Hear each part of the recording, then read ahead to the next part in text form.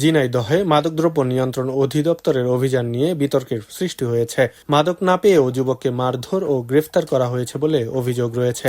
ঝিনাইদহ বৈডাঙ্গা বাজারের পাশে তরুণ বিশ্বাসের বাড়িতে মাদকদ্রব্য নিয়ন্ত্রণ অধিদপ্তর অভিযান চালায়। মাদকদ্রব্য নিয়ন্ত্রণ অধিদপ্তরের সাব ইন্সপেক্টর অপূর্ব বিশ্বাস অভিযানের নামে যুবককে মারধর করেন। মাদক না পেয়েও তাকে ধরে নিয়ে যাওয়ার অভিযোগ করা হয়েছে পরিবারের পক্ষ থেকে।